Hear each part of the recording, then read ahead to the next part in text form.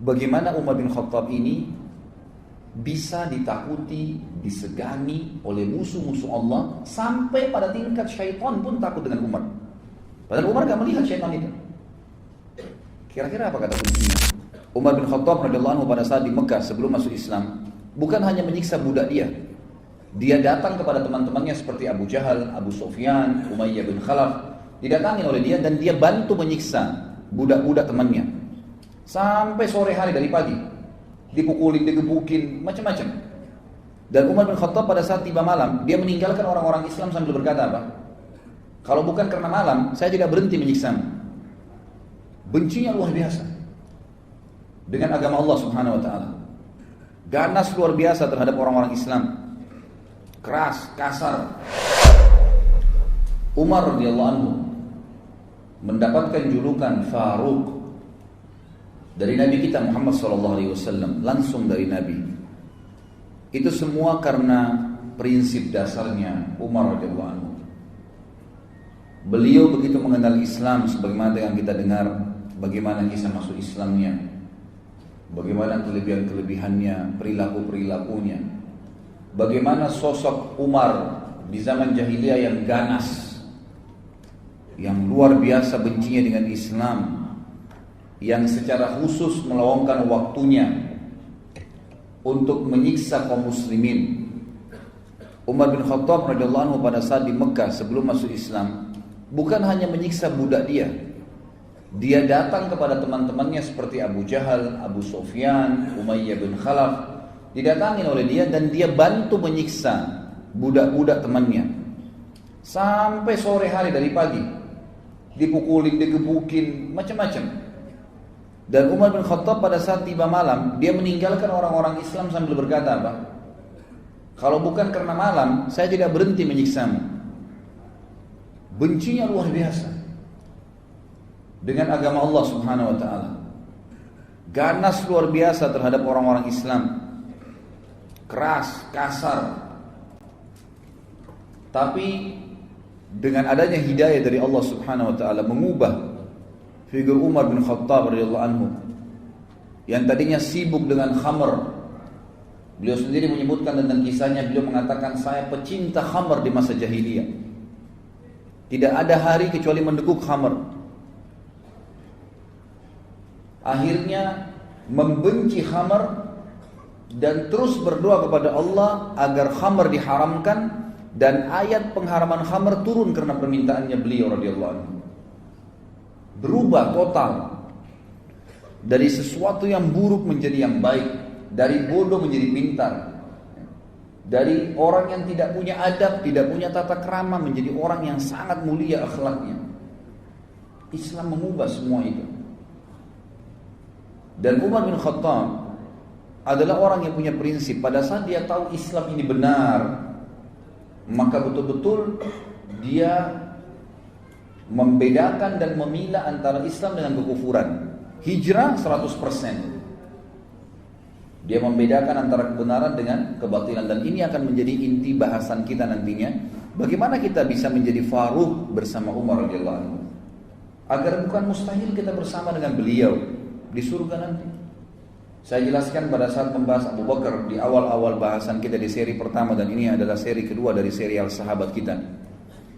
Bagaimana seseorang di antara kita mengambil hikmah yang sangat besar dari ternukilnya kepada kita kisah-kisah para sahabat, terutama 10 sahabat yang jamin masuk surga yang akan kita bahas di 10 pertemuan pertama kita nantinya, dengan izin Allah tentunya.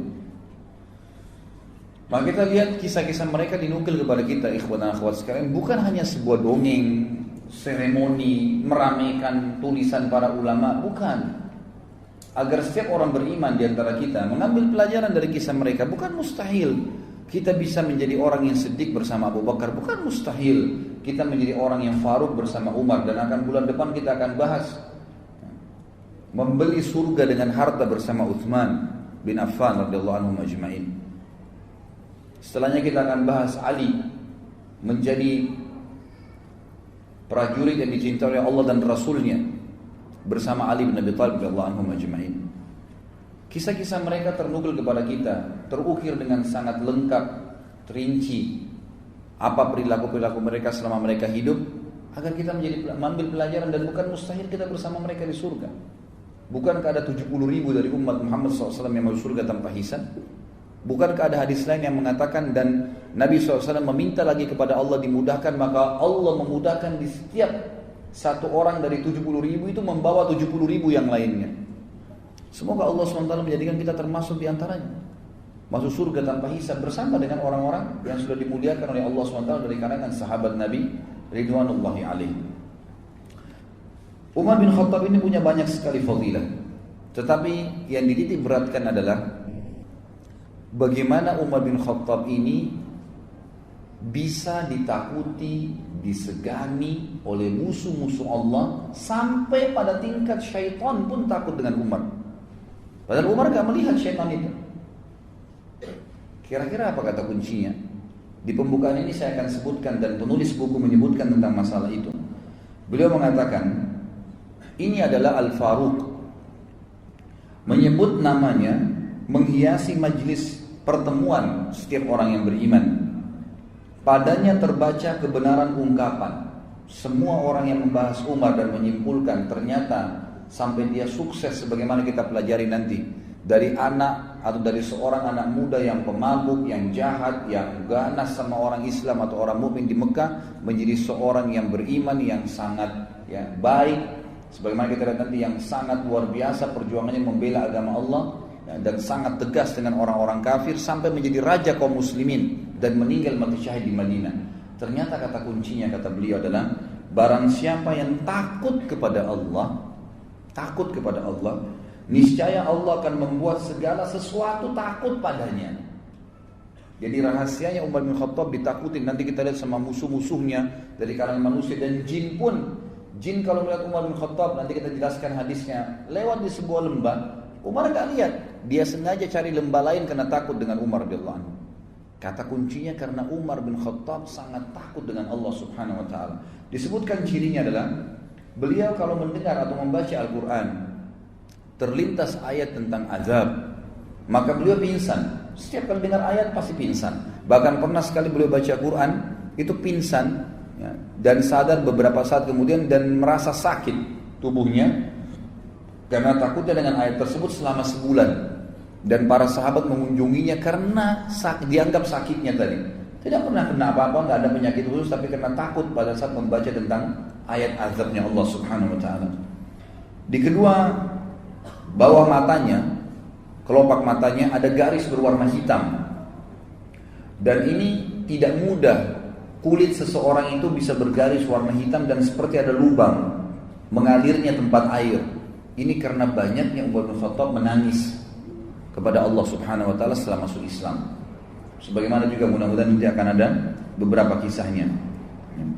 Dialah laki-laki yang terang-terangan tentang Islamnya pada saat orang menyembunyikan Islam itu sendiri. Dia yang sengaja mengorbit Islamnya. Nanti juga akan kita lihat kisahnya. Dialah laki-laki, ikhwan dan akhwat sekalian, yang menambal bajunya pada saat menjadi khalifah dan memakai baju biasa dan tidak punya pengawal. Tidak pernah takut kecuali kepada Allah Subhanahu wa taala. Dialah laki-laki yang syaitan lari darinya. Dialah laki-laki yang tidak pernah tidur malam hari kecuali sudah memastikan tidak ada lagi kaum muslimin yang susah pada saat itu. Dialah laki-laki yang merupakan mujahid terbesar, yang dicatat dalam sejarah. Karena di zaman Umar bin Khattab disepakati oleh para sejarawan muslim adalah masa ekspansi Islam terbesar. Runtuhnya kerajaan Persia secara keseluruhan, Rusia, Afghanistan, Iran, Irak, semua wilayah Persia dulu itu runtuh di zaman Umar radhiyallahu anhu.